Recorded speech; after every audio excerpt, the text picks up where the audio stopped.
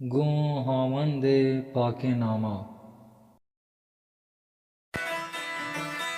بلوچی بونگیجی 25 دروند. یه دروند بود و بیت بابتا سرپدیدند. آ کار شر بود. یه کار هجبر جوان نبید.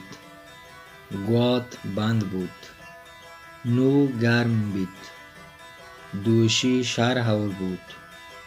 باندا گوهر بید. پس گار بود. بیگاها بازار پچوید. زمین تر بود. جنگل سبز بود. واردین ارزان بود. هر کس آباد بود. ملک آزاد بود. دشمن بیگاه بود. دوست همراه بود.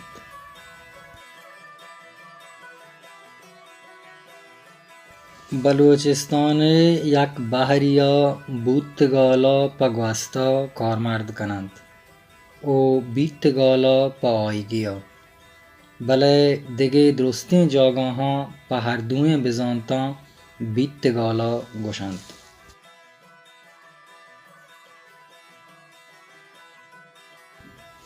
سیدا ادا بودتگال پا گوست و بیتگال پا آیگی بزن مستقبلا زورتگ پرچا که یه رنگا دوینانی بزان تا ردورگ نبید.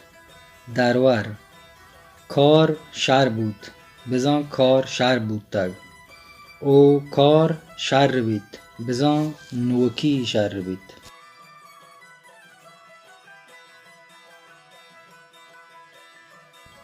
بله بودتگ بودتگند.